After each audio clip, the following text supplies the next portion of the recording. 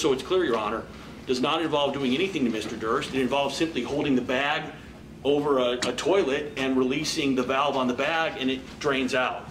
So we would ask that that be done, number one, because it should be done to ensure that Mr. Durst is able to be present during this trial going forward. And number two, because I want to make sure that that bag is not utilized as a prop by Mr. Durst in an attempt to incur sympathy for himself, etc. All right, thank you, Mr. Lewin. Do you need to say anything, Mr. DeGuerin? Well, that's a pretty good example of why we shouldn't be in trial, Your Honor. He's in need of medical attention. We're unable to get the urology consultation timely. The cardiology consultation has been canceled, or it's just a hi, how are you, and no examination and all that sort of thing. So we're very concerned about his medical condition. It's not fake. The doctors placed that tube, and I'm not a doctor. Mr. Lewin's not a doctor, and I think that whatever care that he needs to be done by the doctors. All right, well, changing a bag isn't really a medical procedure, but Mr. Durst is standing. Perhaps he wishes to be recognized. Do you want him to speak? I don't know why he's standing, Your Honor. I haven't conversed with him. All right. Well, he's what he wants to do. Demonstrating he's able to stand, so I'm glad for that. And I don't, as far as Mr. Lewin's comments about eliciting sympathy, if that's something the jury might have observed during the trial, Mr. Lewin might comment about that during his argument. As far as Mr. Durst's health, I'll make inquiries as to what we can do to have his bag changed so that there's no risk of an infection.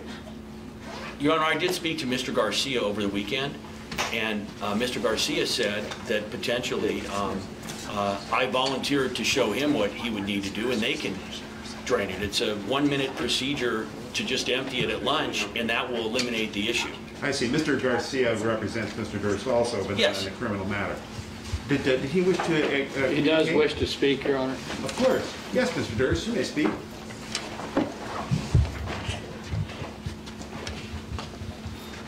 Mr. Lewin is incorrect.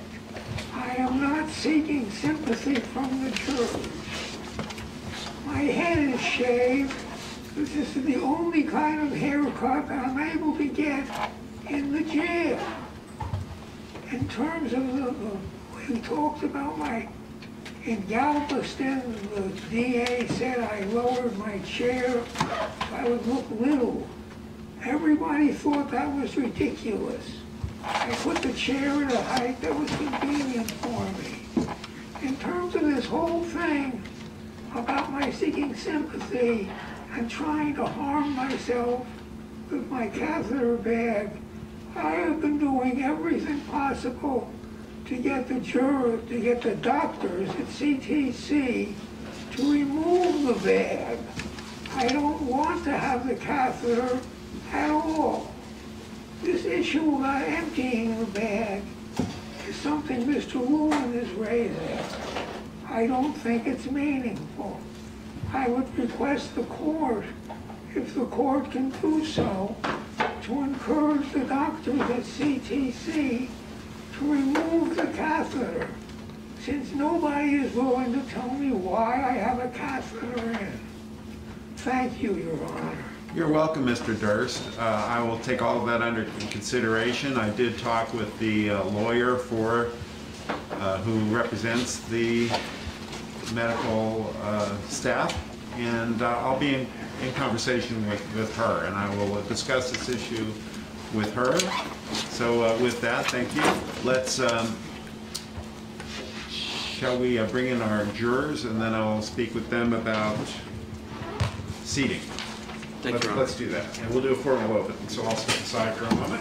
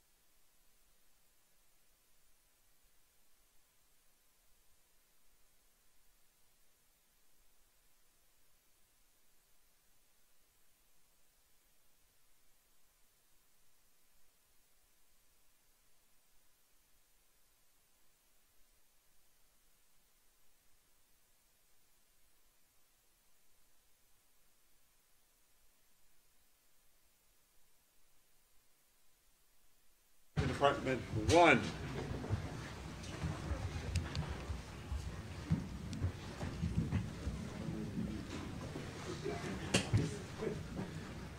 All our jurors and alternates are present. Mr. Durst is present with Mr. DeGuerin and Mr. Chesnoff, Mr. Ray, Mr. Lewis for the people, Mr. Lewin, Mr. Bailey, and Mr. Miata, Mr. Henderson, Mr. Milius. All right, we have some news and changes. And once again, because it's hard for me to communicate with you from up here, I think, I'm going to come down and chat with you a little bit.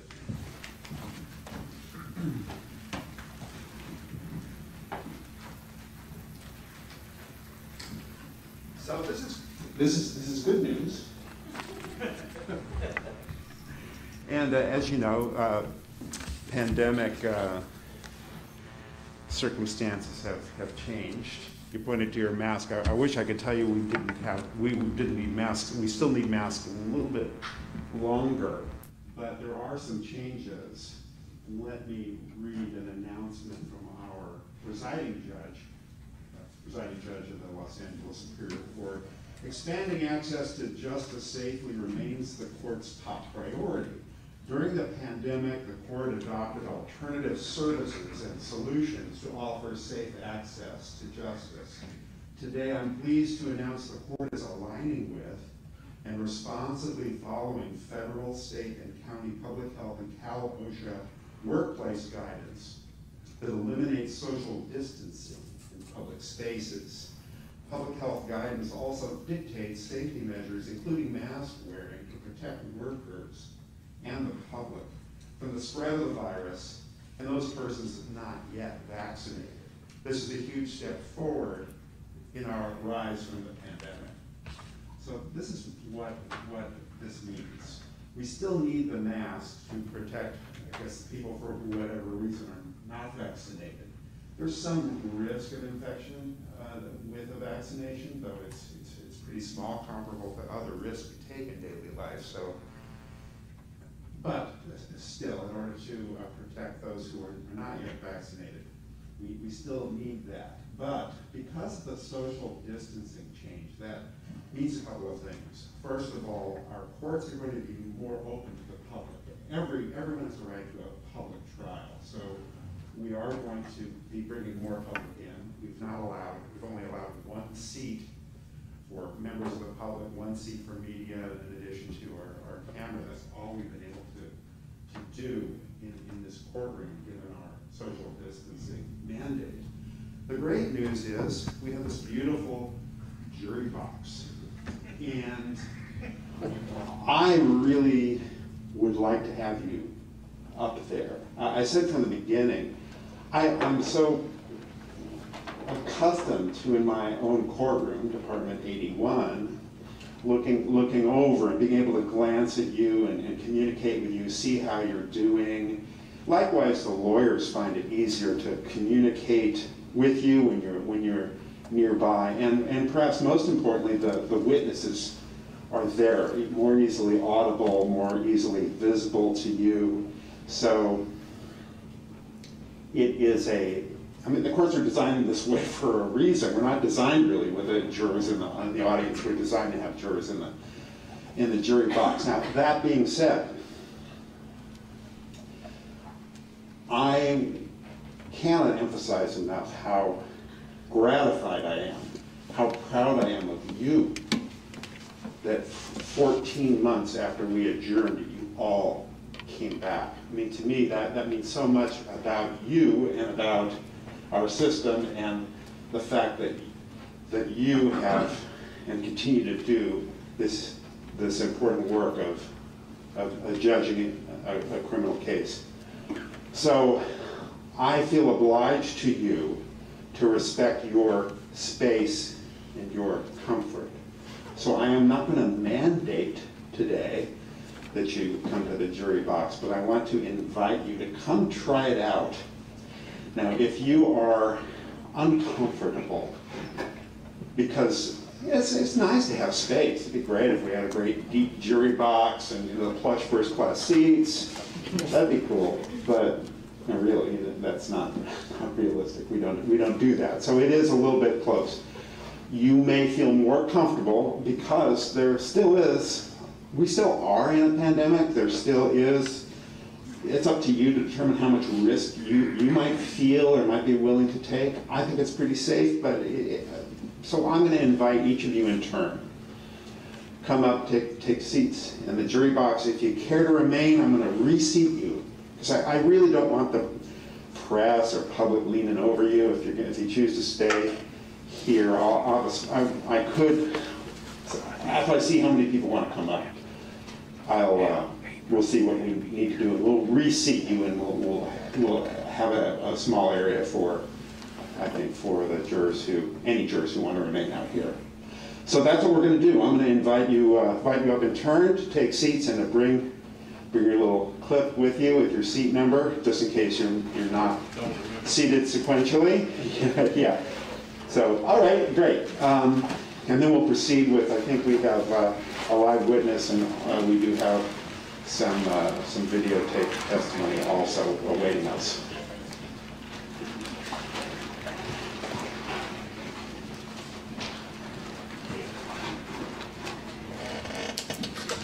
Okay. All right, I'll start with juror number 1. Okay. I'll put you up in seat number 1. And juror number 2, right behind her. Yeah. I think you can. Yeah, she can enter on that side. That works. Are we gonna do it that way? Okay. That's fine. And we're backwards, like we're reading Hebrew or something. You know, we go backwards in department. I think that would be it. 1 and 2. I'm just so accustomed to reading backwards after so many years, 12 years in my courtroom. Juror number 3, come on up. Juror number 4.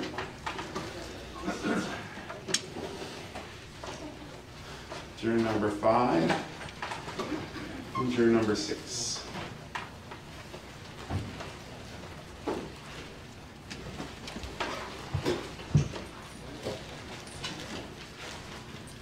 If they don't like you, Your Honor, we're happy to move back. That is the best seat. Okay, juror number 7. Come on. Keep that attitude. And we're going to adjust juror number 8 and juror number 9. We're going to adjust these screens also.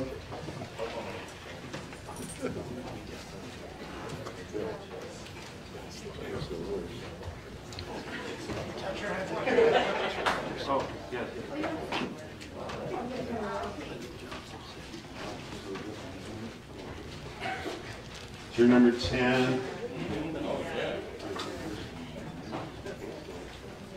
Juror 11 and 12. We got room for you now.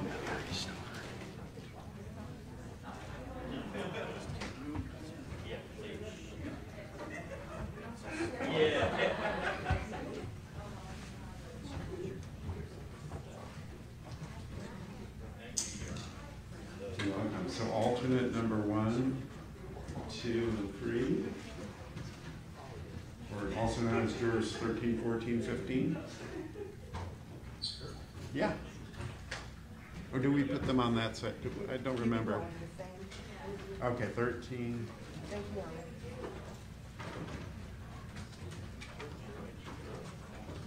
16, 17.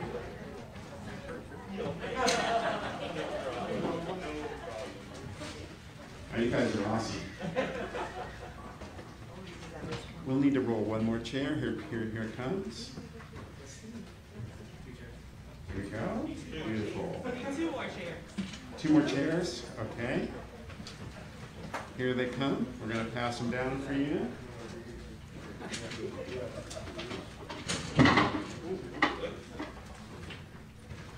Can you do one off the back? Okay. We got. Just one. Yeah. We'll give you a video feed from that room. Here they come. Not yet.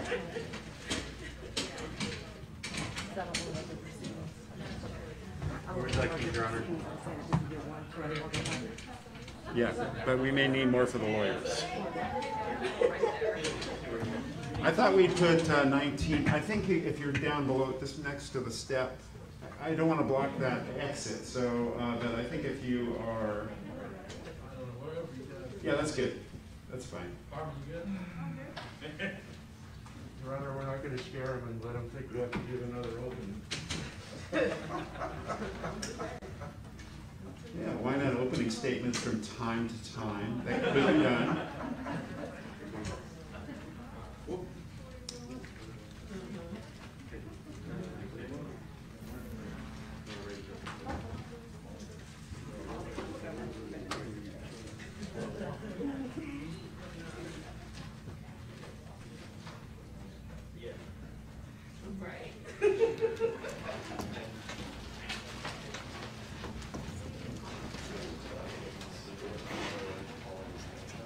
Now, you folks are awesome. It's so nice to see you just right here. It's really wonderful.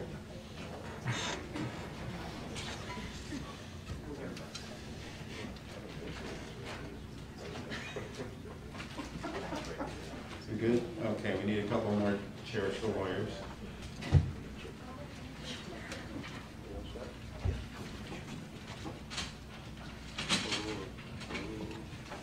It's particularly hard for me to see over on that side, so it's really, it's like, I remember you guys.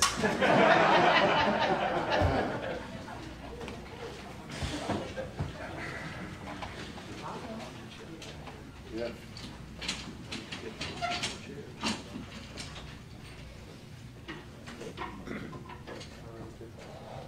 One more? One more, do we lose, Mr. Chestnut? You good? Yeah, we're good.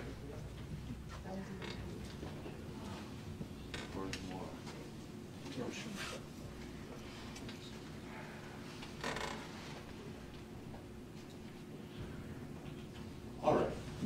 Let's get back to it. So, got a friend on the outside, Mr. Lewin? What's that, Your Honor? No, I was teasing you. Just teasing you. Get off your phone. Teenager, yeah. I have a teenager, so yeah. I recognize the behavior. All right, I understand that we're going to interrupt that videotaped testimony to present a testimony of a person who's present today. We are, Your Honor, although first, Mr. Balian has about 20 minutes, I think, of stipulations, and then we're going to call a live witness. 20 minutes? Well, it's not all stipulations. There's some videos. Oh, stipulations and videos. Correct. One video. And then our Yes, witness. yes. Very well, because it makes sense to present them before the witness testifies. Yes. Sort of lays the groundwork. Well, it connects back up to where we were before. I just follow what Mr. Balian tells me. No, right. I think if it's logical now, you want that witness to be outside during those stipulations? The witness isn't here anyway. Okay, very good. All right, with that, Mr. Balian, you may present the stipulations. Thank you, Your Honor. Now it's back to the way things used to be. It's great. Your Honor, I have a stipulation. I'm going to mark this as People's 175. We'll get the original stipulation.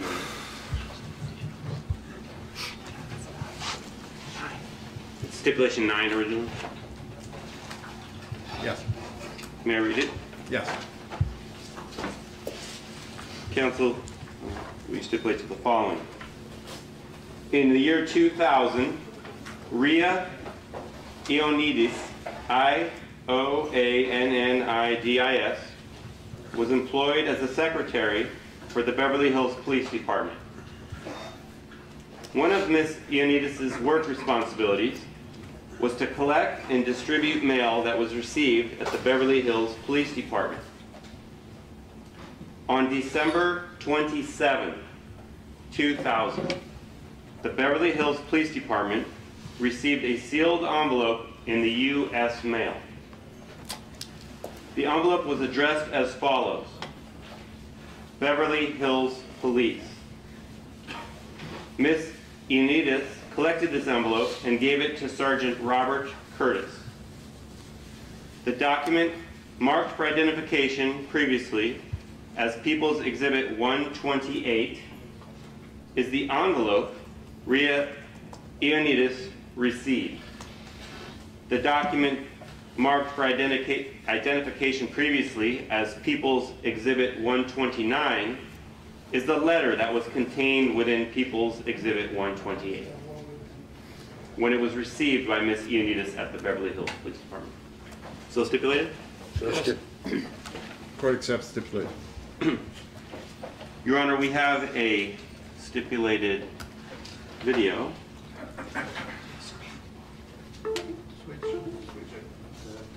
Yep.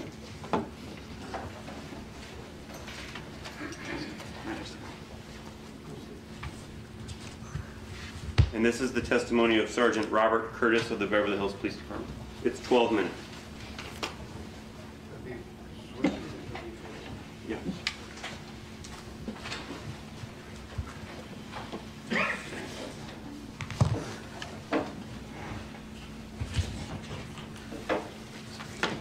Pardon my reach, Dave.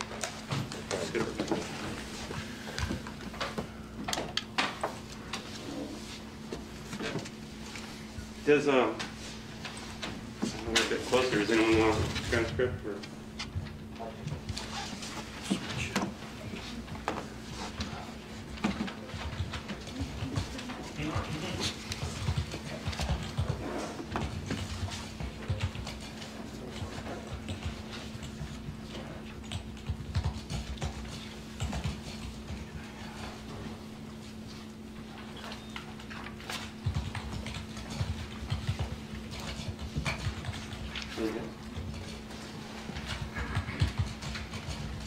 Your Honor, one of the jurors inquired whether we could turn this screen towards them. Given my luck with the TVs, I will. Did Sparkle just come? I'm happy to do it with several people. Just slide it. We would just need to rotate it without hitting chair number 13 in the head. You took this Go ahead. job. Go ahead, but We took this job because there was supposed to be no heavy lifting. yeah. Do not harm a juror. Okay. Just yet.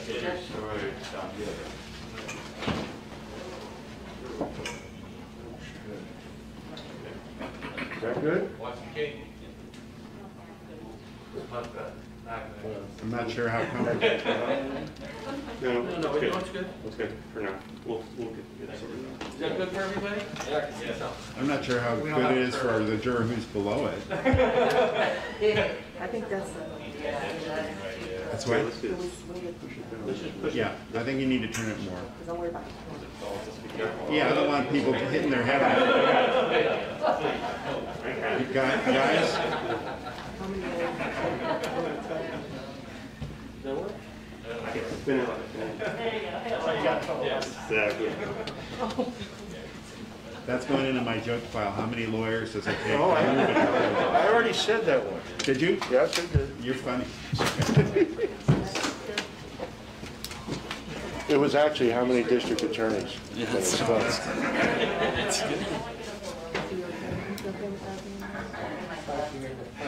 I don't know. Let me check with the jurors. Is that okay for you? Is that okay for the jurors under it? Is that okay? Yeah. For now? Okay. You want what? Okay. Yes, you may Your Honor? proceed. Yes. I have a DVD of the videotape stipulated conditional exam we're about to play. My mark this as People's 176. And the transcript is 176A, Your Honor. Okay. Yes. And then we will play the video.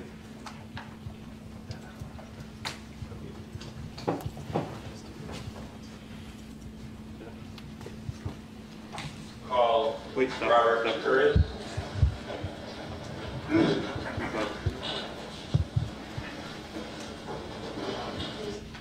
Your Honor, I apologize. I don't know if I did, but the stipulation is 175. You got that, yes. I did? Okay.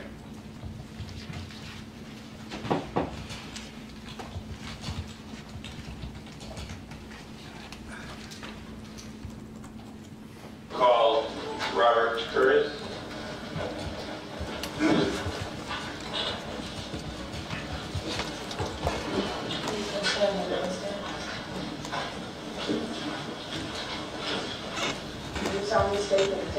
Rocky given a confidentiality before this court, show you the truth, the whole truth, and nothing but the truth, so help you God? Yes, I do. Please be seated.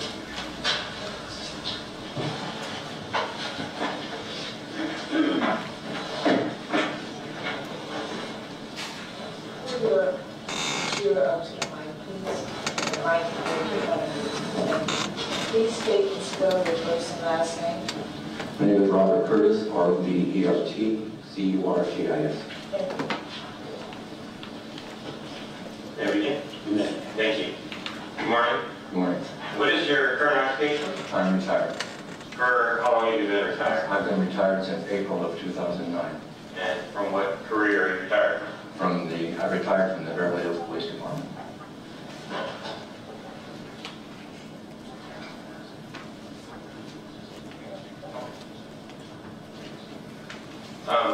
The witness was sworn, correct?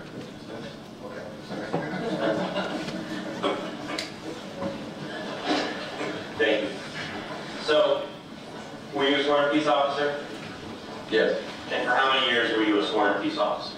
for almost 38 years. Can you, what is your age today? My age today, 74.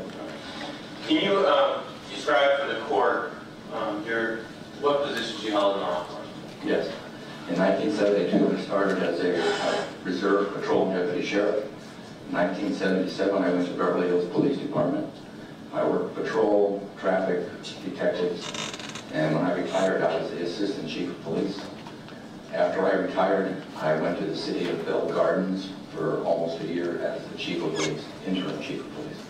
Okay. I want to make it clear it was Bell Gardens, it was not Bell. Not the city of Bell, but Bell Gardens. Yes, thank you. Okay. Thank you for clarifying.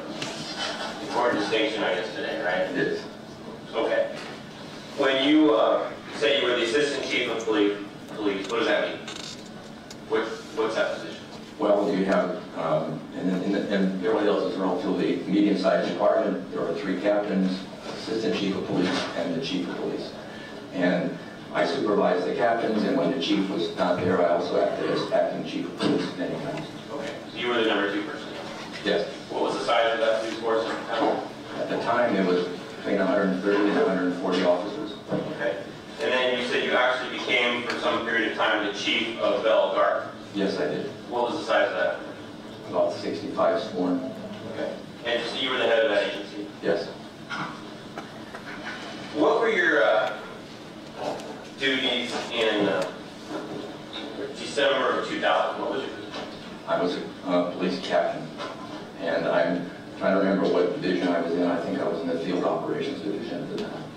Okay. And you were a captain in the field operations division at Beverly Hills Police Department? Yes. For how many years as of then had you held that position of captain? I was promoted to captain in 1990. Okay. So approximately 10 years? At that time, yes. Can you briefly describe for the court what your duties were as captain in December of 2000? Yes, at that time I oversaw the patrol division, the traffic division, and our tactical division. And when other captains were off, then I would assume some of their responsibilities depending on what may have arisen while they were off. Okay. And how many captains were generally on duty at one time? If we were all there, it was 3. At the least, probably 2. Okay. And if something out of the ordinary were to occur within that police department during that period of time, how confident are you, if you are at all, that it would have been brought to the attention of one captain? It would have been brought to the attention of a captain. I would insist on that. Are you familiar with a woman by the name of Ria, R-I-A, Ioannidis, I-O-N-N-I-D-I-S? Yes, I am. She was an administrative clerk in the police department, functionally serving as sort of a secretary for the captain. Right. What were some of her duties? Sorry, when you said function for the captain, was she one of your secretaries? Yes. What were some of her duties? Worked in the administrative offices. They would answer telephones. They would receive mail. Unless it was confidential, they would open mail. Other duties as assigned in the office. Type things for us and send us the phone. Would she collect mail for the Beverly Hills Police Department? Yes. And would she distribute that in the appropriate places? Yes, she would. If there was a letter that came in that was addressed to the Beverly Hills Police Department, and it was received by a letter carrier, the U.S. Postal Service, would Rhea Diaz have been one of the people who would have collected and distributed? She would have been one of the people, yes. And if she had received a piece of mail that was out of the ordinary, based on her job duties, who would she have shown? Depending on what was in the letter, she probably would have shown it to one of the captains, which would be one of her bosses. And that day, she opened this letter and brought it to me. Okay. So I'm going to take you to December 27th of the year 2000. Yes, sir. Did Ms. Iodenis, Rhea Iodenis, bring you an envelope and a letter? Yes, she did. And did she show it to you? Yes. It was, I remember it because it was unusual. I saw a lot of letters, but this was very unusual. It was addressed only to the police department, no address, and the content inside was quite short and very unusual. Okay. Do you recall what the address was on the outside of the envelope? It said Beverly Hills Police Department. I don't think it had any numbers or our address at all on it. Okay. And do you remember anything distinctive about any of the spelling on the envelope? Yes, I do. Beverly Hills was misspelled. It's not usually spelled B-E-V-E-R-L-Y, but on this particular letter, it was spelled B-E-V-E-R-L-E-Y. Okay. Other than those words, Beverly Hills Police, were there any other written words on the envelope that you recall? Not that I recall. Okay. And the letter itself, what do you call the letter? It's quite short. It had an address on Benedict Canyon, and it had the word cadaver.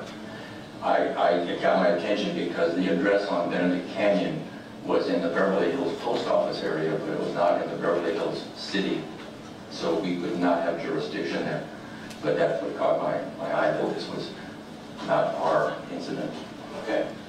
Were there other times while you were employed in law enforcement that you received any letters that had the word cadaver on them? Not that I recall.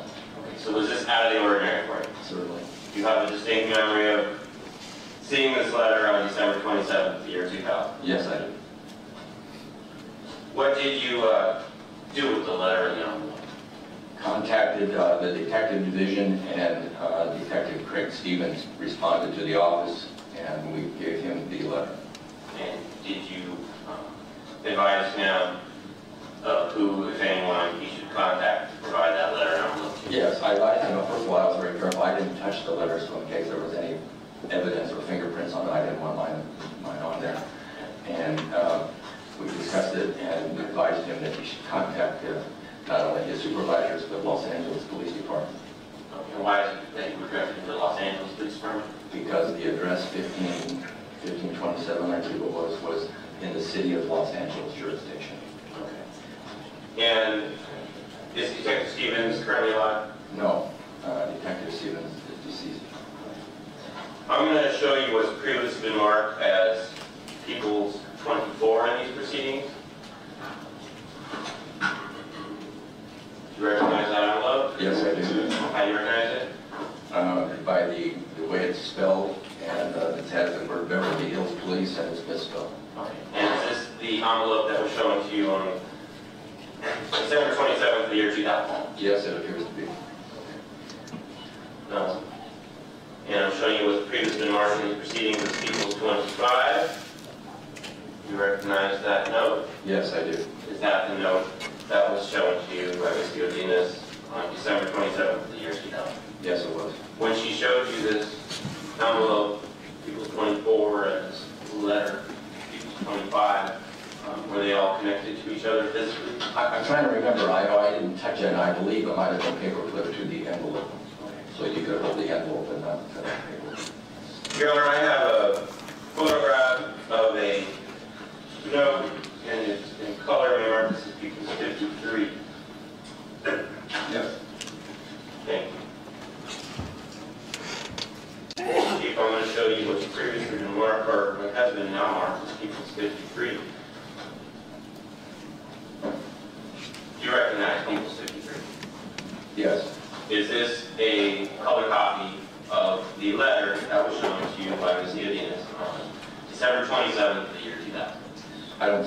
but it's a copy of the letter, yes. Oh, I'm sorry. I guess there's some color on the voter there, I see, I didn't see it.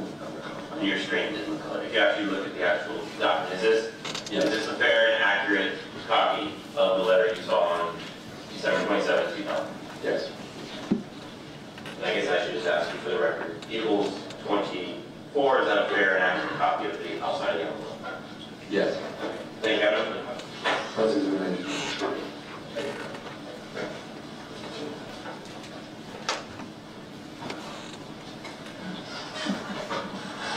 Good morning. Good morning, sir. Would you prefer I address you as Chief Curtis? That's fine.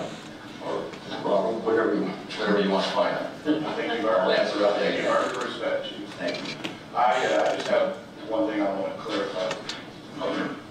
You would agree with me, would you not, Chief, that whoever caused this letter to be sent wanted Susan Burns to be found?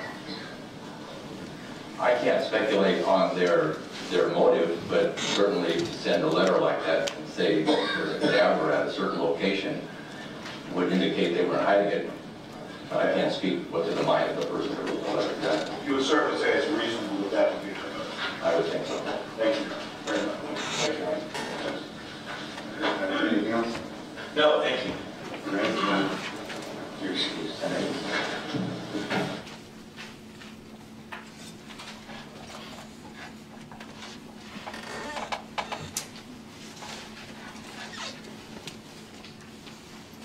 Your Honor, I have a exhibit sheet that correlates the exhibits from the video to the exhibits at this trial. I mark this as People's 176B. Yeah. The exhibits referenced in the video as People's 24 in this trial has been marked previously as People's 130. Thank you. The exhibit referenced in the video as People's 25 is also contained on what has been marked in this trial as People's 130. The exhibit referenced in the video as People's 53 is currently in this trial People's 131A. Thank you. And I need that transcript. Could we get an additional? Oh, yes, I'm sorry.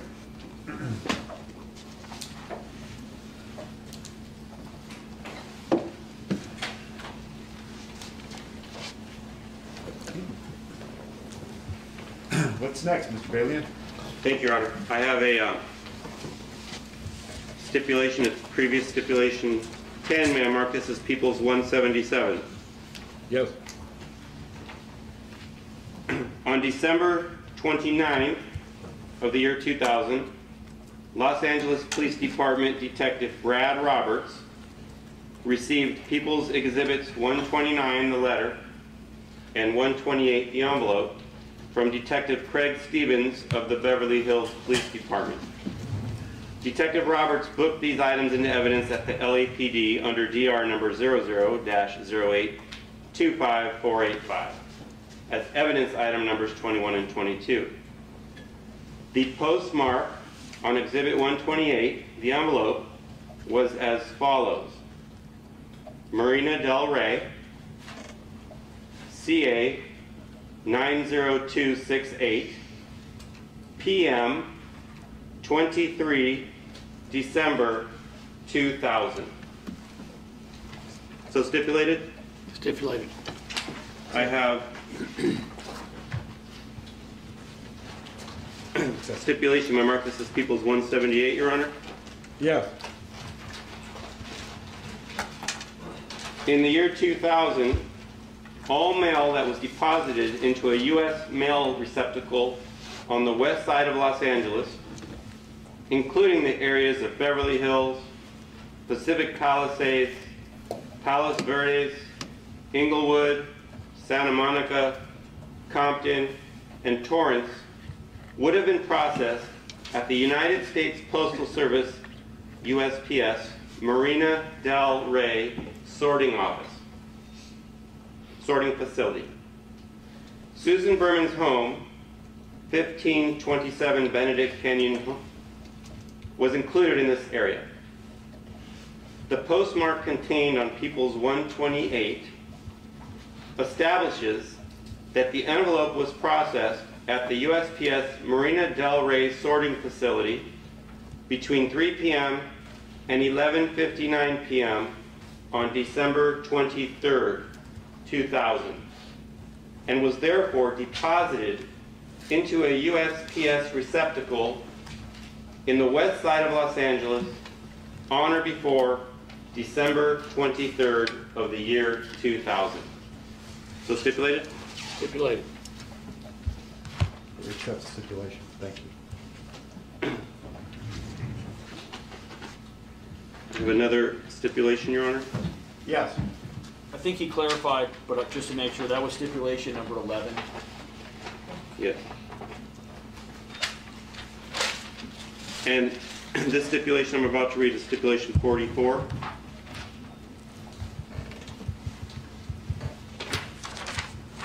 Your Honor, before I do that, I have a plastic bag, and inside this plastic bag is an evidence tag as well as a piece of paper.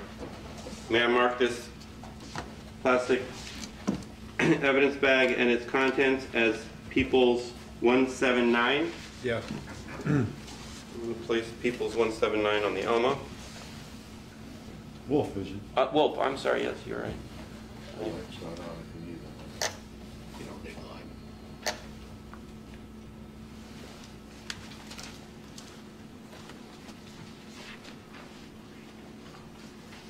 I have a stipulation. I mark this as Peoples 180. This is previous stipulation 44. All right.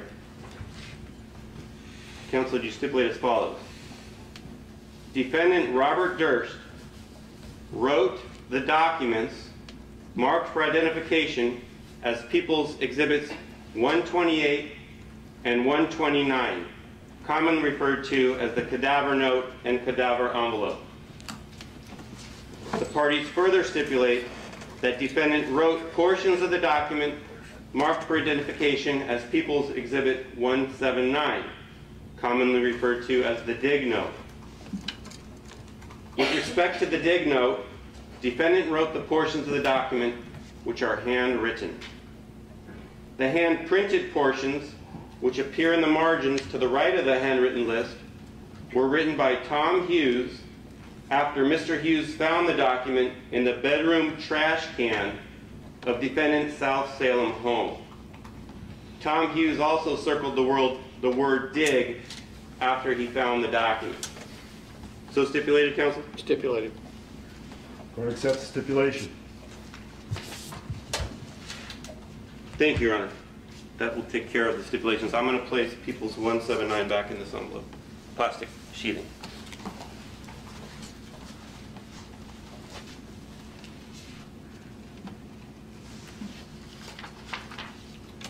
Thank you.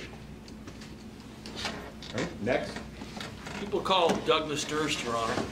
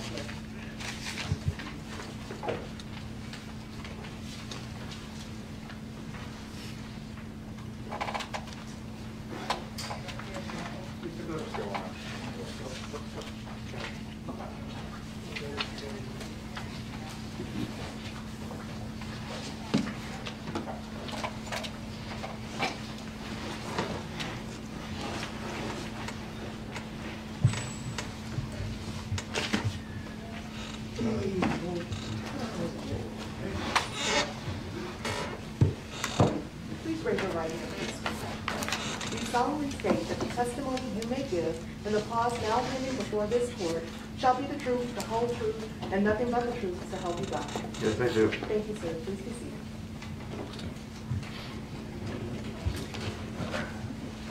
For the record, please state and spell your first and last name, please. Douglas-Durst. Thank you. State your name. Douglas Durst. You speak into that microphone, right up, keep your mask right up to that, right up to the microphone, and you can be heard clearly at that, when you do that. Okay? Okay. Good. You may proceed. Thank you. Mr. Durst, how do you feel about being in court today? I'm not particularly happy about it. Other places I'd much rather be. And when you say you're not particularly happy about it, can you explain what you mean by that? Well, I'm here at my brother's trial, and it's not a pleasant experience to be at this trial of somebody I've known for 76 years now, and it's very difficult from many points of view. Is it fair to say that over the years you've had many issues with your brother? That's very fair to say. My brother and I fought as children, and we never got along. And That's narrative not responsive. I'm going to go into more detail in a moment, Mr. Durst. What I'm basically asking you is, despite the issues that you've had with your brother, is it still difficult to be up there testifying against him in a murder trial? yes, it's very difficult. Somebody that, as I said, that I've known for 76 years, and my older brother being here is not anything that's pleasant from any point of view. So I'm going to ask you to listen carefully to the question and answer only the question. Yes, sir. And let me ask you, Mr. Durst, are you here today voluntarily because this is what you want to do, or were you told that if you did not come, you would be subpoenaed? I'm not here voluntarily, and I was subpoenaed to come here. Yes. That being said, once you were told that you were going to be subpoenaed, have you cooperated fully in terms of being interviewed and agreeing to come out to court without a formal subpoena? Yes, I cooperated. Once I was told that I would be subpoenaed, I cooperated without being subpoenaed. So I'm going to ask you a number of questions today. If there's anything you do not understand, please let the court know. I'm going to start with, do you recognize this person here? My brother Bob, yes. Indicating the defendant, Your Honor? Yeah. And can you tell me, how do you generally refer to your brother? It's Bob. And what is the age difference between you and Bob? Approximately a year and a half. And who is older? Bob is older. And if you can you tell me how many other siblings do you have, and what are the age breakdowns? I have a sister who's 3 years younger and a brother who is 5 years younger. And so, in essence, there are 4 kids in roughly 7 years?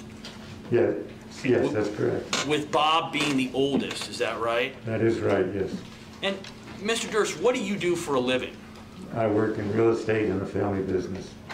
And that family business, that's called the Durst Organization, is that correct? That is correct, yes. And can you explain, when was that business originally founded?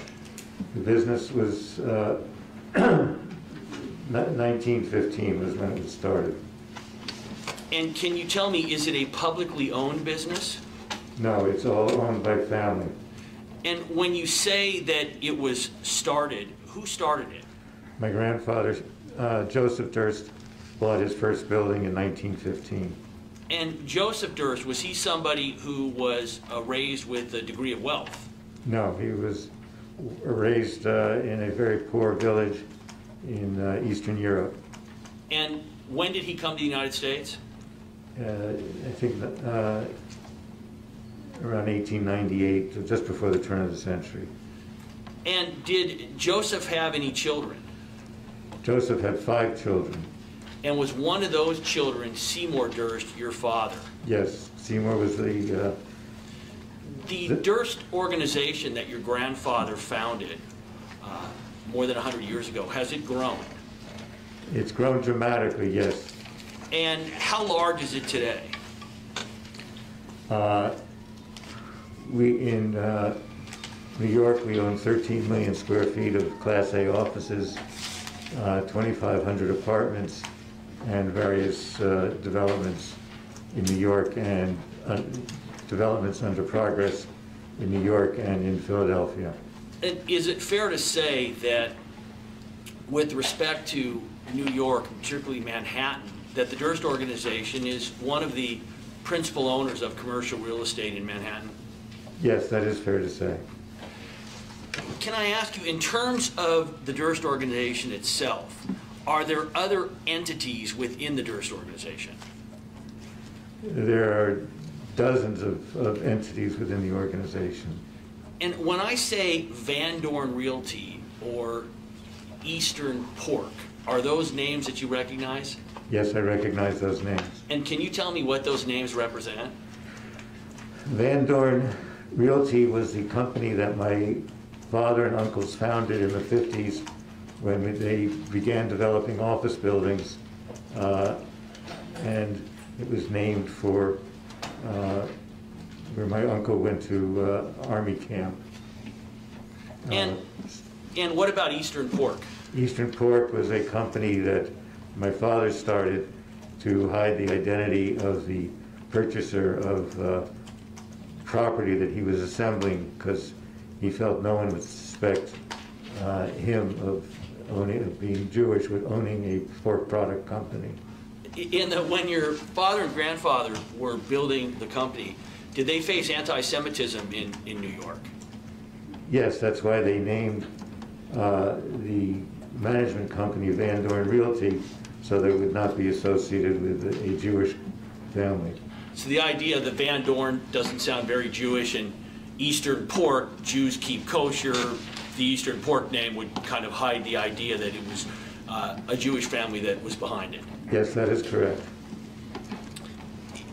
In terms of Van Dorn Realty, was that you and your brother Bob's employer in the late 70s and early 80s? Yes, that was our employer.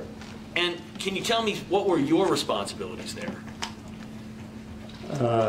My responsibilities varied as time went on. In the very beginning, I was responsible for and stayed responsible for the properties that were bought to be developed. It was called brick management. And when we were assembling sites, we had buildings that had to be kept going until they were to be demolished. So it was a difficult job. Later, I became more responsible for collecting arrears and negotiating leases. Do you remember, when did you first start working for the Durst organization or one of its subsidiaries? I started in the summer of 1966.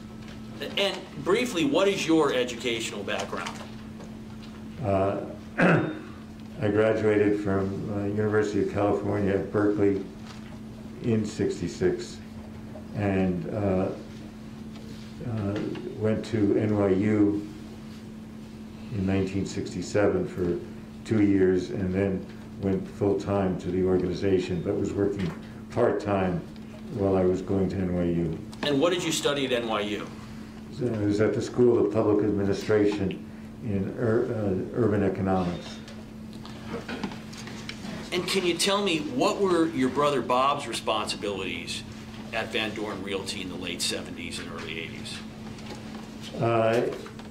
He shared many of the same responsibilities that I did, and he also negotiated leases. It was sometimes a dispute as to who was going to be responsible, but we were not very involved in the main business until later in the 80s. And historically, has the Durst, for lack of a better term, the Durst family fortune, has that historically been tied up in family trusts? Yes, it's now completely tied up in family trusts. And the Durst organization still today is a privately held family corporation, is that correct? That is correct. So meaning that you can't buy stock in it, it's not public. That's correct. And can you tell me, the Durst Family Trust, just very briefly, is it fair to say that those family trusts still control the ownership and the running of the Durst organization itself? They control all the ownership. Indirectly, they control the running of the company. Does your brother Bob currently have any ownership interest in any of these family trusts? He does not. And was he bought out at his request? Yes, he was bought out at his request. And approximately when was this? That was 2006. And without going into all the financial details, did this buyout amount to tens of millions of dollars? Yes, it did amount to that.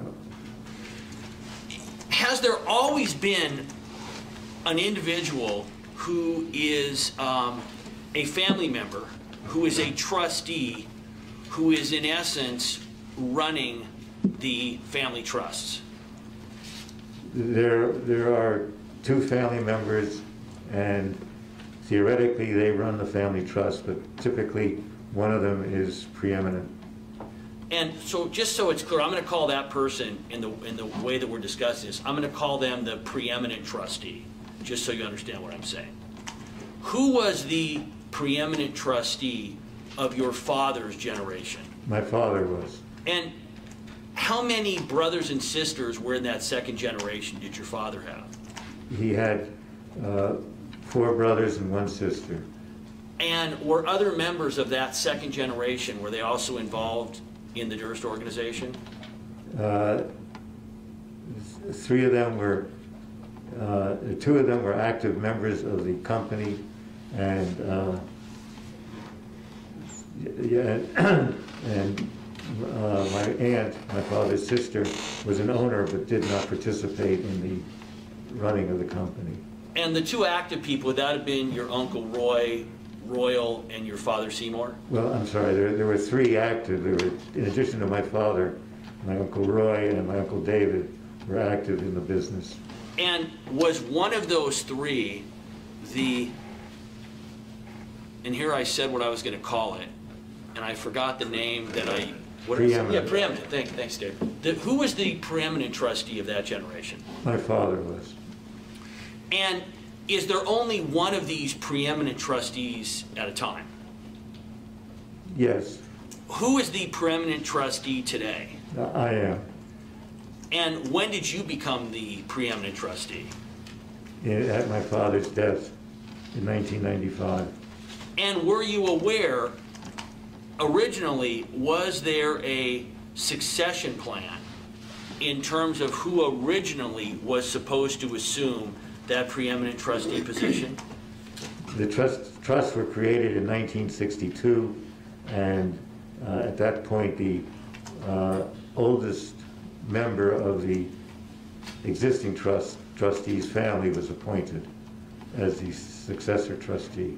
And was the plan that your brother Bob was going to take over as the preeminent trustee? Yes, as the oldest member of the family, yes. I'm going to get to this later, but that did not end up happening, is that correct? That is correct. Now, I want to talk about you and your brother for a moment. Did the 2 of you ever have a good relationship? We had a relationship where we could talk to each other, but it was always very wary and strained. Growing up, how did your brother treat you? He treated me miserably. He would fight with me every chance. He would embarrass me at every opportunity. And it was a very difficult relationship. And were you able to observe how your brother treated your younger brother Tom and your sister Wendy? He treated them equally bad, always attacking them or holding them up to ridicule. Growing up, was it a common situation for you to cry in front of your brother? Yes. And what would his response be? He thought it was funny. What is your current relationship with your brother? I don't have a current relationship. And when is the last time the two of you had any contact at all? The last time I saw him was in 2001 at my nephew's wedding. And that was a wedding that took place in Texas just before, you would find out later, Morris Black ended up being killed. Is that correct? That is correct. And in terms of you having contact with your brother, was that the two of you sitting down and talking, or was that simply the two of you being at the same event? Two of us being at the same event. When is the last time you actually had any contact where the two of you spoke? I think in 1999. Are you aware if your brother was ever close to any of your other siblings? He was never close. My sister tried to have a relationship with him. And are you aware of specifically when it was that you and your brother ended up, in essence, ceasing any contact? When you kind of lost contact with the family, was there a timing, an incident? It was in 1994 when I became president of the Durst organization. And by the way, when you became president of the Durst organization, was that a significant event within the area, the field of kind of New York real estate? Oh, absolutely. It was. Seymour had been there for so many years, and for somebody new, fairly young, to be stepping up was quite an event. And was that publicized within the media in New York at the time? Yes, it was publicized. I want you to assume that an individual is active in New York real estate in the mid-90s. If they were active in New York real estate, would your ascension to that position have been something that they would have read about in the real estate trade papers? Yes, anybody in real estate would have known about it. I want to specifically ask you, do you know who Doug Oliver is? I do. Who is Doug Oliver? Doug Oliver was a friend of Bob's, and he owned some property along with his in-laws, which bordered on property we owned. Is it fair to say that Mr. Oliver's property interests were not of the same magnitude as the Durst family? It's very fair to say that they were nowhere near the same magnitude as the Durst family. And did you yourself and your family, the Durst organization, have dealings with Mr. Oliver with respect to real estate? At one point, we had discussion. His father-in-law was a man named Hanson, who was funding Doug's investment, and we dealt with them very briefly in a proposed building that never happened. And based on the relationship you had with Mr. Oliver, was Mr. Oliver aware that you had ascended and were running the Durst organization? I would have to believe he did, but I had no specific knowledge. I want to ask you for a moment, historically, if I were to describe, how was your brother with money in terms of his level of generosity? He's not a very generous person, very tight with money, and spends as little as possible. And what leads you to that conclusion regarding how your brother is with money? Is that based on your first-hand knowledge? Based on my first-hand knowledge of how cheap he is and things that he's done in my knowledge to try and save money. What in particular are those things? I only want to talk about things that you are personally aware of that he has done. I'm personally aware that he had a Volkswagen car that he was selling. Objection. Relevancy. Remote. Rural. Charlie? I overrule the objection, Yeah, I don't hear well with my right ear, so I could ask. I don't project very well through my mask. My apologies, go ahead. Anyway, he was selling a car, and he spent an enormous amount of time with a drill backing up the odometer on the car to get a better price out of it. And when was this? This must have been in the 1970s.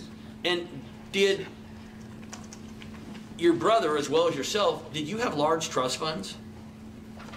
We had trusts. We received an income from it. And I don't want to get into the exact number, but is it fair to say that you received a sizable income in your brother from the trust? Yes. Based on your knowledge of your brother at that point, did the actual price of what he was going to sell the Volkswagen, would that have made a difference? Would not have made any difference. That is leading and remote and not relevant. Okay. Something that happened in the 70s. Okay, so overruled, but I think you've exhausted the topic. Go ahead. Thank you, Your Honor. Were you ever aware of your brother giving large sums of money to his friends? I was never aware of that. Basis of knowledge. Overruled? No, I was never aware of him giving anybody money.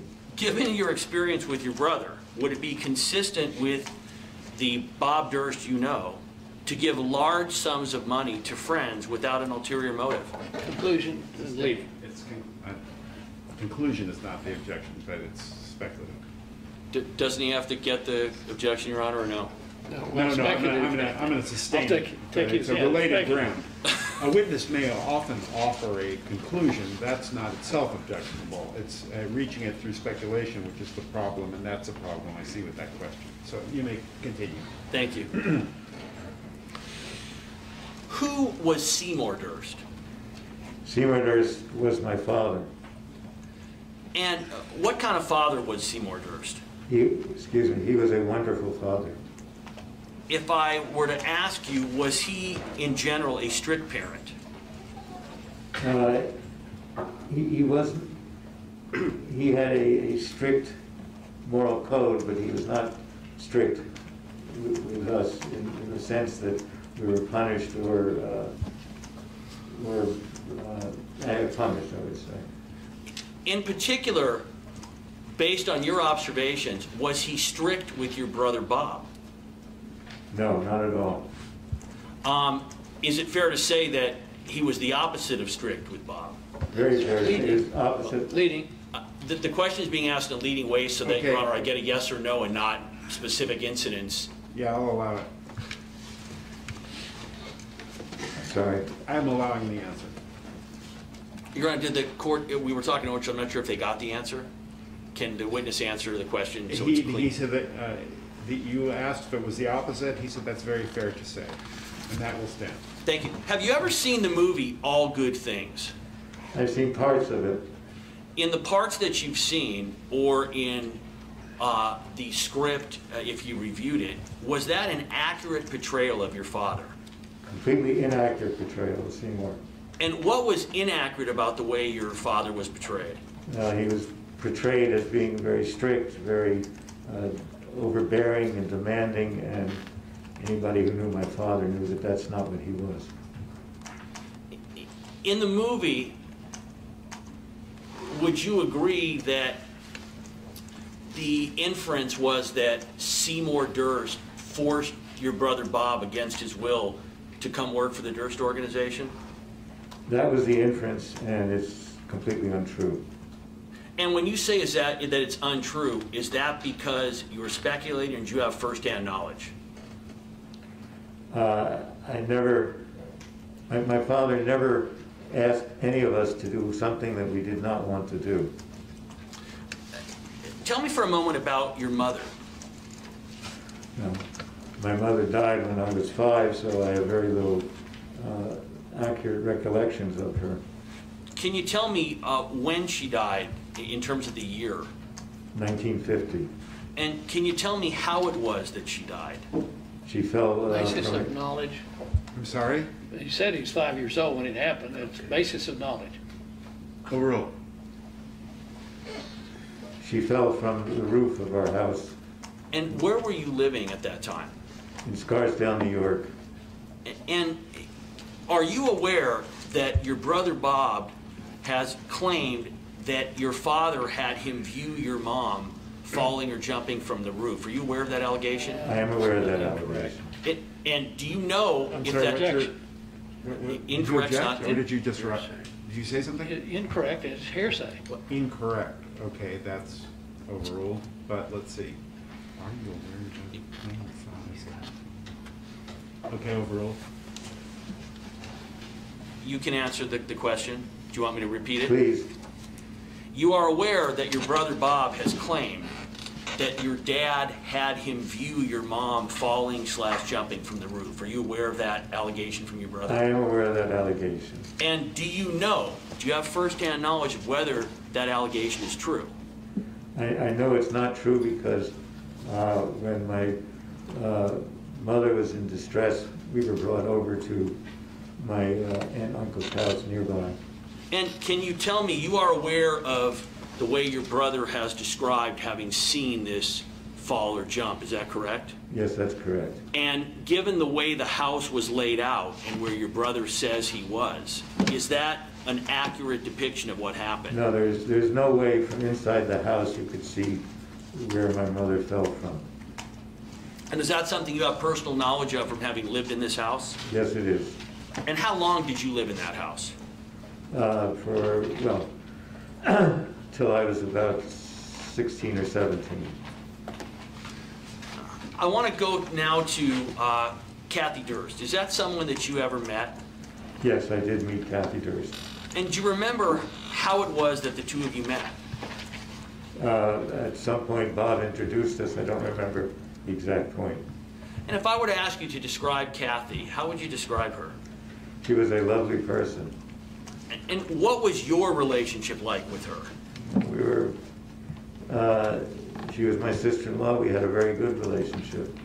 In terms of your family, would you describe Kathy's involvement, kind of connection to your family, as your family was happy that Bob had married her, or were they upset? What was kind of the family response to The Kathy? family was very happy and very accepting of Kathy.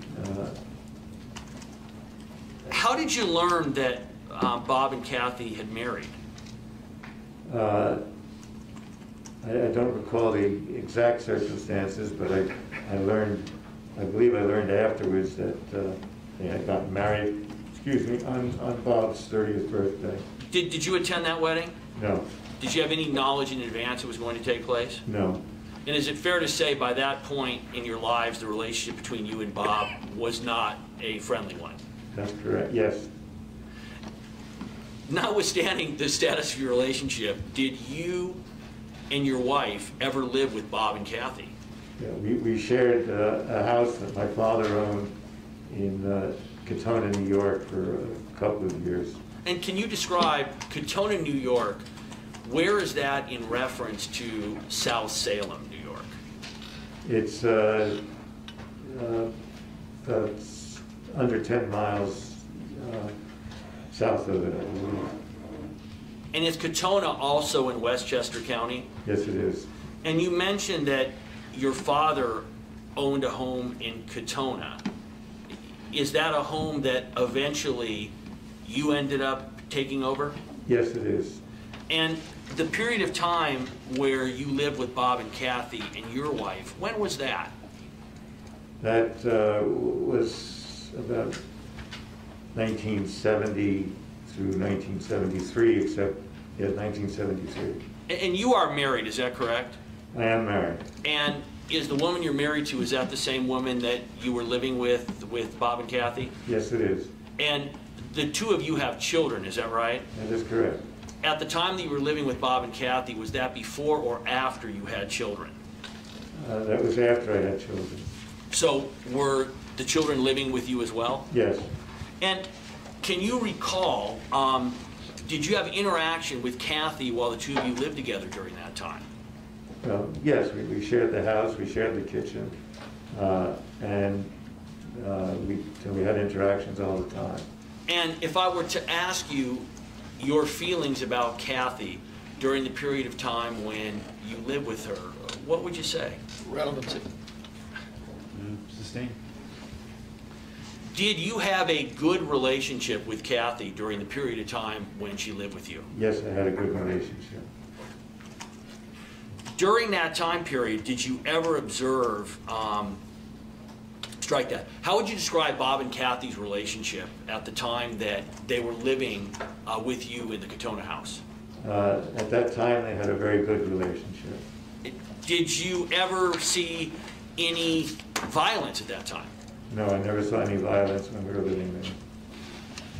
Did you ever observe any emotional abuse in your presence? No, I never saw any emotional abuse at that time. At the time that you lived with them, did Kathy ever express to you that she was ever afraid of Bob? No, she never did. Do you remember the approximate time period when Bob and Kathy bought the Lakeside Cottage on Hoyt Street in South Salem? I do. It was 1974. And they eventually end up moving into that home as well as the Riverside Drive and East 86th Street properties in New York City, is that right? That's correct, yes. Did you ever visit Kathy at the South Salem Cottage? Yes, we visited it several times. And was that a situation where you had a visit with Bob and Kathy? What were the circumstances of you seeing Kathy at the South Salem house? I don't recall the exact circumstances, but we made, it wasn't, maybe 3 at the most visits to the house. Did you have interactions at that time with your brother? Yes. And were the two of you at least able to be in the same room at that time? Yes, we were civil to each other at that time. Do you remember specifically Kathy starting medical school? I remember her specifically starting nursing school and then medical school, yes. By the way, there has been an allegation that Kathy Durst was admitted to medical school because of your family connections. Do you have any knowledge of any family connections and any influence that was utilized to get her into Albert Einstein College of Medicine? I do know there was a connection to the school. My grandfather was one of the founders of the school, but I don't have any knowledge or never heard that that was used to get her into the school. Can you tell me, did you become aware once Bob and Kathy moved to the South Salem house that their relationship deteriorated? Yes, our visits became less frequent because it was very uncomfortable being together with the two of them in the house. It was a lot of tension. And this is something that you had seen firsthand? Yes. Although you saw tension, did you ever observe Bob to be violent with Kathy? No, I never saw violence. And Mr. I assume that as you sit here today, you understand that your brother is on trial, and you understand that the situation with Kathy Durst is a part of this case, correct? Yes, I understand that. So do you also understand that obviously if you yourself had witnessed such violence, that that could potentially be helpful to the people's case? You understand that, correct? I do understand that, yes. So I just want to be clear, the reason you are answering that you didn't observe any violence is not because you don't think it would be helpful, it's because it's just not what happened, correct? That's correct.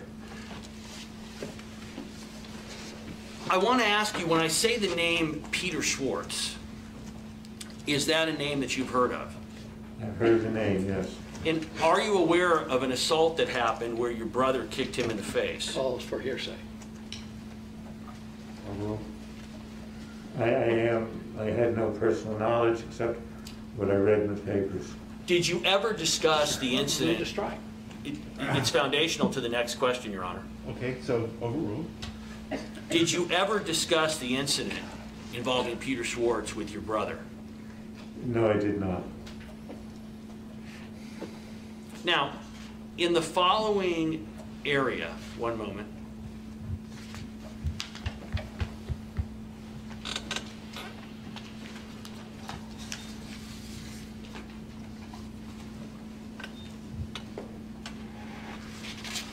I want you to listen very carefully. I'm going to ask you a yes or no question only.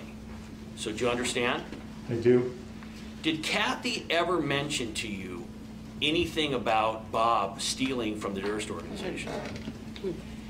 Objection. Sustained. Irrelevant. You know, the court's already made a rule. Oh, wait, Yes. I see. You're, If I can approach sidebar, Your Honor, I can. no, I'm going to overrule the objection. I'm recalling the limits of the inquiry. So you're only answering yes or no. Did Kathy ever mention to you anything about Bob stealing from the Durst organization? Yes, When did this happen? this happened in Christmas 1980. I want to ask you, when I say the name Prudence Farrow, is that somebody you are familiar with? I'm familiar with the name. And do you have any personal knowledge of the nature of she and Bob's relationship? My only personal knowledge is that Bob rented an apartment to her. And when you say rented an apartment, would that have been a Durst organization apartment? Yes, And are you aware, was there anything unusual about the rental of that apartment? it was unusual for Bob to rent apartments to friends of his, yes. And when you say rent, was it your understanding that that rental agreement was at a below market rate? Yes. And in terms of other individuals that you knew Bob to do this for, is it fair to say that the only one you're aware of other than that is the apartment for Kathy Durst? That is correct, yes. And that apartment for Kathy came soon after she and Bob met, is that correct? I believe so. I want to ask you, I want to go to Bob and Kathy's relationship much nearer to the time of her disappearance. What, if anything, did you know about the status of their marriage at that time? So we're going now in the future near January of 1982. Basis of knowledge, hearsay. overrule. Kathy had told me that she was seeking a divorce from Bob. And do you recall specifically when she told you that?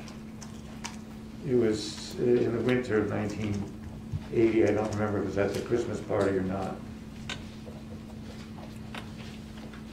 Now, your brother has repeatedly stated that your family, particularly your father, did not want Bob and Kathy to get a divorce. Do you know if that is a true statement? I don't. My family has had a number of divorces in it, so I have no reason to believe that that would be a true statement. Your brother has also mentioned that divorces were not acceptable in the family because of how they would affect family trust. Is that an accurate statement? The divorce would not affect the family trust, and my uncle was divorced. It was a sort of messy divorce, so it's not a situation that nobody would have objected to it. So I just wanted to make sure, so you're saying that there have been divorces in your family of individuals who are members of the trust, and that those divorces did not impact in any way the family trust going forward. That is correct. I want to talk about Kathy's disappearance for a moment. Do you remember when Kathy disappeared? Yes, I do.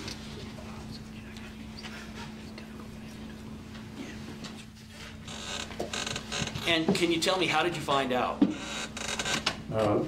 Bob called me to tell me that she was missing. And at the time that he called you, do you remember when this was? It was the week of, first week of February. And if it helps, I want you to assume for a moment that February 1st was a Monday, So it was 1982. Wednesday. And do you recall when he called you, what was his demeanor? It was, his tone was very neutral, and there was no great anxiety in his tone. Did that seem unusual to you at the time? It seemed a little strange, yes. Do you have any knowledge of what happened to Kathy? I have no knowledge, no. Did you have anything to do with her disappearance? Absolutely not. Do you have any knowledge that your father had anything to do with her disappearance? Absolutely not. Did you have anything to do with covering up whatever Mr. Durst might have done to her? I find that a very insulting question, but no, I did not. And are you aware if your father had any involvement in allegedly covering up? I have no knowledge of it, and I also find that insulting. At the time that you talked to your brother Bob, did he mention to you that they had been arguing in the night that Kathy disappeared? He did not, no. And is that something you think you would remember? Absolutely. Did he mention to you that they had actually had a physical altercation prior to her alleged departure on the train that night? No, he did not. And again, is that something that you believe you would remember? Absolutely. Did he mention to you at the time that he believed that her disappearance was related to cocaine use? He did. I believe he said, I recall him saying something about a drug user had been to the, or a drug dealer had been to the apartment. And let me ask you something. In the interactions that you had with Kathy, did you ever observe her to be acting consistently with a cocaine addict? No, I never saw that. Do you remember anything else that he told you about, specifically about Kathy's alleged disappearance? He told me that he put her on the train and he hadn't heard from her since. Who was Florence Jones? Florence Jones was Bob's assistant secretary, assistant slash. And did you ever speak to Flo Jones about Kathy's disappearance? I did not, no. And is your understanding now that Flo Jones is deceased? If she tells me she is, then that would be my understanding. I want to talk about specifically the week of Kathy's alleged disappearance, and I want to go to Monday, February 1st, 19... Is this a logical time? Yeah, absolutely. Break? Our reporters have been going Sure. a while. So I will...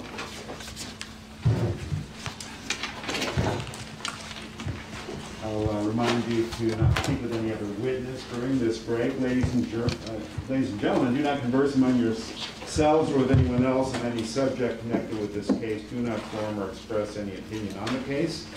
We'll let the jurors exit, and then you may step down during the break. Your Honor, before the jurors exit, yes. Would the court consider inquiring whether if we set up this TV flush against that back rail there, so it's kind of out of the way, whether that would work for them, their viewing situation? I expect it would be fine. So if we can do that without toppling it and breaking it again. We'll wait till they go, Your Honor. Yes. All right. Please.